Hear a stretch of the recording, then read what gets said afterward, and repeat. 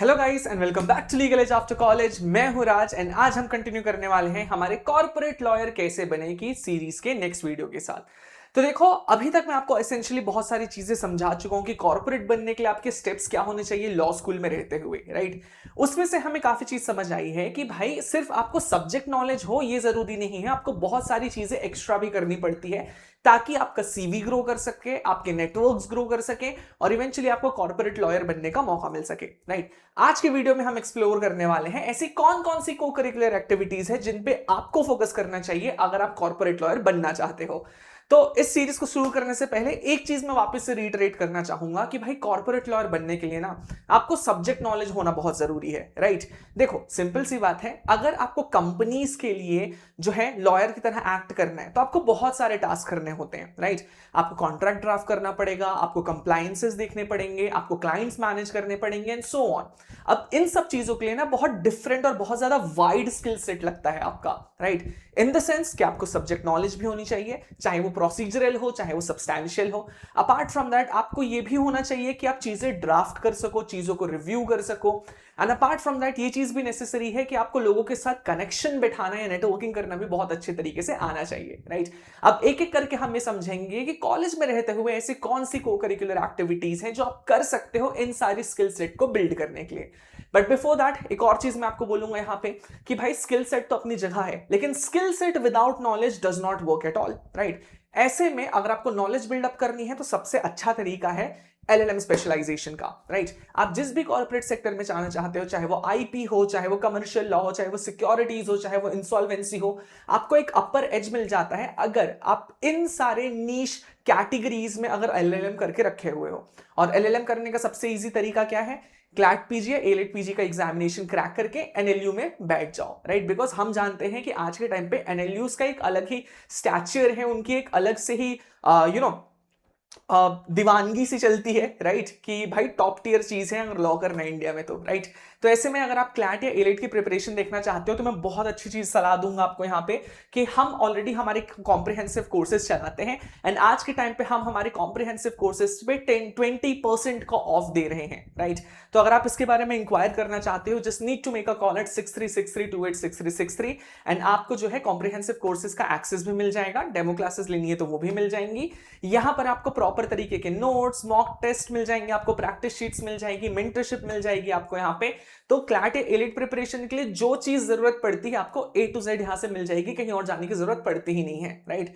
और अगर आप इस पे इंटरेस्टेड हो तो मैं एक बार बता दूं कि अगेन 20% ऑफ मिल रहे हैं हमारे कॉम्प्रिहेंसिव कोर्सेज पे आपको यहाँ पे। एंड ये ऑफर सिर्फ और सिर्फ आपका 13 जुलाई तक एक्टिव है और इसे अवेल करने के लिए आप अचीवर 20 कूपन कोड यूज कर सकते हो and you will be able to access this offer, ठीक है। चलो, अपार्ट फ्रॉम दैट अब मेन मुद्दे पे आते हैं कि भाई अगर आप कॉलेज स्टूडेंट हो और आपको इवेंचुअली कॉर्पोरेट लॉयर बनना है तो अपार्ट फ्रॉम पढ़ाई आपको क्या चीजें करनी चाहिए। तो इन चीजों को ना हम 3 कैटेगरीज में प्लेस कर सकते हैं, ठीक है। एक तो आपको कॉम्पिटिशंस में बढ़ चढ़ के हिस्सा लेना है। अपार्ट फ्रॉम दैट आपको जो है यहां पर इंटर्नशिप्स प्रॉपर करनी है। एंड तीसरी चीज जो बहुत इंपॉर्टेंट है कि भाई आपको ब्लॉग्स, आर्टिकल्स या रिसर्च पेपर बहुत अच्छे खासे लिखने हैं। अब इन चीजों को मैं धीरे से एक्सप्लेन करता हूं, ठीक है। इंटर्नशिप्स का क्या रेलेवेंस है मैं ऑलरेडी आपको एक्सप्लेन कर चुका हूं। हमारे चैनल पे ऑलरेडी वीडियो अवेलेबल है जहां पर मैंने अच्छे से समझाया है कि अगर आप कॉर्पोरेट लॉयर बनना चाहते हो तो आपके इंटर्नशिप्स कैसे प्लानिंग होनी चाहिए starting from the first year, right. तो आप उस वीडियो को चेकआउट कर सकते हो अच्छे से, इंटर्नशिप्स से रिलेटेड मैंने वहां पर डिटेल में डिस्कशन किया है, ठीक है। देन दूसरा आता है कॉम्पिटिशंस, राइट। कॉम्पिटिशंस जो है, आप देखो क्लास में आप लॉ तो पढ़ लोगे लेकिन कॉम्पिटिशंस आपको हेल्प करते हैं कि कैसे उस लॉ का प्रैक्टिकल एक्सपीरियंस में, प्रैक्टिकल सिचुएशंस में कैसे एप्लीकेशन करोगे, तो वो बहुत इंपॉर्टेंट हो जाता है as a corporate lawyer. And lastly जब आप बात करते हो ब्लॉग्स, आर्टिकल या रिसर्च पेपर की, तो ये आपके हायरिंग कंपनीज को ना एक दिखाता है कि हाँ बंदा जो है नॉलेज रखता है इन सारे मैटर्स पे, इंटरेस्टेड है इन मैटर्स पे, राइट। तो ये चीज भी आपके लिए बहुत इंपॉर्टेंट हो जाती है। तो आप जो है इन 3 मेजर टाइप की कैटेगरीज को एक्सप्लोर करना जरूरी है आपके लिए if you want to become a corporate lawyer. These 3 things are non negotiable. Competitions भी करने हैं, इंटर्नशिप्स भी करनी है और ब्लॉग आर्टिकल से रिसर्च पेपर भी लिखने हैं। अब एक एक करके हम लोग रेलेवेंस समझते हैं, ठीक है। जैसे मूड कोर्ट, पहले जैसे मैंने क्या कहा, कॉम्पिटिशन्स करने हैं। अब कॉम्पिटिशन्स में मेजरली क्या करने हैं वो मैं आपको एक्सप्लेन कर देता हूं। जैसे मूड कोर्ट की बात करता हूं, ठीक है। मूड कोर्ट अगर आप करोगे तो आपको लीगल रिसर्च और ड्राफ्टिंग की स्किल्स डेवलप होगी, आपको यहाँ पे ओरल एडवोकेसी और क्लाइंट प्रेजेंटेशन स्किल्स डेवलप होगी आपकी यहाँ पे। कॉम्प्लेक्स लीगल इशू को एनालाइज करना आप बहुत अच्छे तरीके से सीख सकते हो, ठीक है। तो ये सारी चीज जो आप मूड कोर्ट कॉम्पिटिशन से सीखते हो, ये आपके कॉर्पोरेट लॉयर बनने के लिए बहुत एसेंशियल है। तो आपकी सीवी में अगर मल्टीपल मूड कोर्ट कॉम्पिटिशन्स दिखते हैं जहां पर आपने बहुत अच्छा परफॉर्म किया है, तो this looks attractive to the hiring companies, right. Same goes for client counselling competition यहाँ पे। इससे आपकी कम्युनिकेशन एंड नेगोशिएशन स्किल्स जो है रिफाइन होती है ज्यादा, राइट। आप कमर्शियल प्रॉब्लम्स को आइडेंटिफाई करने में ट्रेन हो जाते हो। Apart from that client management abilities भी जो है आपकी डेवलप हो जाती हैं, जो कि कॉर्पोरेट वर्ल्ड के लिए बहुत ज्यादा नेसेसरी है। देन फिर अगर मैं नेगोशिएशन कॉम्पिटिशन्स की बात करूं यहाँ पे, राइट, तो आपको यहाँ पर अगर आप नेगोशिएशन कॉम्पिटिशन्स करते हो तो यहाँ से आपको डील मेकिंग या बार्गेनिंग टेक्निक सीखने मिलती है। कॉमर्शियल थिंकिंग आपकी इंप्रूव होती है, स्ट्रेटेजिक डिसीजन मेकिंग इंप्रूव होती है आपकी, और ये basically real life contract negotiations को इमिटेट करता है। तो इट्स बेसिकली जो आपको फ्यूचर में करना होगा वो आप अपने स्कूल के टाइम से ऑलरेडी सीख रहे होगे by participating in the negotiation competitions, right. Then ADR की अगर मैं बात करूं तो देखो सिंपल है, कोई कंपनी है आज के टाइम पे अगर किसी भी कंपनी को डिस्प्यूट रिजोल्यूशन करना होता है ना, तो मोस्टली कोर्ट को ऑप्ट नहीं करते हैं, ये कंपनीज ऑप्ट करते हैं एडीआर मैकेनिज्म को। जैसे मीडिएशन हो गया, कंसिलिएशन हो गया एंड मोस्टली आर्बिट्रेशन हो गया। तो जब आप एडीआर कॉम्पिटिशंस में पार्टिसिपेट करते हो ना, आपको आइडिया होता है कि एक्चुअली डिस्प्यूट रिजोल्यूशन कैसे होता है। अगर आपने लिटिगेशन के इंटर्नशिप्स देखी हैं तो आपको ऑलरेडी आइडिया हो जाता है कि कोर्ट्स कैसे फंक्शन करते हैं। लेकिन जो एक्चुअली कंपनी यूज करती है अपने डिस्प्यूट रिजोल्यूशन के लिए वो एडीआर मैकेनिज्म्स हैं। अगर और इनकी प्रोसीडिंग्स क्योंकि कॉन्फिडेंशियल होती है काफी ज्यादा, तो आप कहीं पे भी बैठ के नहीं देख सकते हो इसको आपको फर्स्ट हैंड एक्सपीरियंस लेना पड़ेगा और आप ये एडीआर कॉम्पिटिशंस के थ्रू देख सकते हो, राइट, सीख सकते हो ये सारी चीजें। तो डिस्प्यूट रेजोल्यूशन स्किल आपकी बिल्ड होती है यहाँ से, राइट। आपको जो है सेटलमेंट स्ट्रैटेजी समझ आती है यहाँ पे, और आर्बिट्रेशन प्रोसीडिंग्स में एक्स्ट्रा एक्सपोजर मिलता है, तो ये करना भी आपके लिए बहुत ज्यादा फायदेमंद हो जाता है, ठीक है। देन इसके बाद जैसे मैंने कहा था कि आपको रिसर्च पेपर राइटिंग भी करनी चाहिए यहाँ पे, या जर्नल वगैरह भी लिखने चाहिए आपके, तो दीज आर समथिंग्स जो कि आपको फॉर श्योर करनी ही चाहिए यहाँ पे, ठीक है।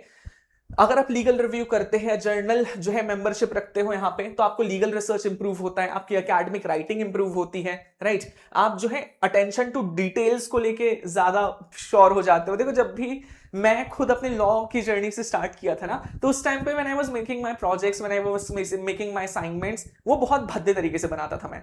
कहीं भी कोई भी फॉन्ट यूज हुआ रहता था, किसी भी कोई फॉन्ट का साइज कोई यूनिफॉर्म नहीं था, लेफ्ट अलाइंड रखता था। जब when I look back to my earlier projects, now I feel like कि भाई मैं ये क्या कर रहा था, राइट। अब स्टैंडर्ड सेट है हमारा, right, times new Roman, justified alignment, 1.5 की स्पेसिंग, ये जो सारी चीजें हैं ना वो आपको टाइम के साथ आती हैं, आपको ये सब प्रैक्टिस के थ्रू आती हैं। तो चीजें सुंदर तरीके से कैसे लिखें, प्रॉपर लीगल ड्राफ्ट कैसे करें, ये सारी चीज आपको प्रैक्टिस से आती है। तो उसके लिए बहुत जरूरी है कि आप जो है लॉ रिव्यू जैसी चीजों में पार्टिसिपेट करो, right. Apart from that research paper writing बहुत ज्यादा इंपॉर्टेंट चीज है। इससे आपको स्पेशलाइज कॉर्पोरेट लॉ सब्जेक्ट्स में एक्सपर्टीज बिल्ड होती है, राइट। यानी कि इन द सेंस अगर मान लो फ्यूचर में मैं सिक्योरिटीज में जाना चाहता हूं, तो मैं जिस कंपनी को अप्लाई कर रहा हूं मुझे दिखाना भी पड़ेगा कि मैं सिक्योरिटीज में अच्छा हूं। तो how will I show it, मैं उसे शो करूंगा यहाँ पे ये करते हुए, ये दिखाते हुए कि देखो मैं सिक्योरिटीज में इंटरेस्टेड हूं और मेरे ये पेपर्स यहाँ पर पब्लिश्ड भी है, राइट। तो हमें ये इंश्योर करना है कि जो भी हम पेपर लिख रहे हैं वो अच्छे अच्छे जर्नल्स में पब्लिश्ड रहे यहाँ पे, ताकि हमारे पास शो करने के लिए रहे कि देखो मुझे इसमें इंटरेस्ट भी है, मैं इसके बारे में जानता हूं, और देखो ये रिकॉग्नाइज्ड जर्नल मेरे पेपर को एक्सेप्ट भी किया है। तो उससे बहुत अच्छा इंप्रेशन पड़ता है आपके सामने यहाँ पे, राइट। फिर इसके बाद जो है रिसर्च पेपर राइटिंग की वजह से आपकी एनालिटिकल एंड राइटिंग एबिलिटी भी जो है बहुत ज्यादा अच्छे से स्टैब्लिश होती है। Apart from these things, internship हम ऑलरेडी डिस्कस कर चुके हैं, तो उसको इस वीडियो में नहीं कर रहा हूं, उसके लिए आप प्रीवियस वीडियो देख सकते हो हमारा, जहां पर हमने इंटर्नशिप प्लानिंग के बारे में डिस्कस किया है। Apart from that, corporate requires you to take up leadership, right. तो आपके सीवी में लीडरशिप से रिलेटेड भी कोई ना कोई रोल्स होने चाहिए यहाँ पे। तो अगर आप मूड कोर्ट के कन्वीनर हो या डिबेटिंग सोसाइटी के कन्वीनर हो तो वो भी बहुत ज्यादा अच्छा इंपैक्ट देता है, राइट। तो उसके लिए आपको शुरू से अपनी डिबेटिंग सोसाइटीज या मूड कोर्ट सोसाइटीज ये सारी चीजें ज्वाइन करके रखनी पड़ेंगी यहाँ पे, राइट। तो वो भी बहुत फर्क पड़ जाता है उस चीज से। तो डिबेटिंग सोसाइटी भी ज्वाइन कर सकते हो आप यहाँ पे, जिसकी वजह से आपकी लॉजिकल रीजनिंग या पर्सुएसिव स्पीकिंग इंप्रूव होगी, कॉन्फिडेंस आपका इंप्रूव होगा और दोनों साइड से आर्ग्यू करने की जो एबिलिटी है वो भी आप डेवलप कर पाओगे।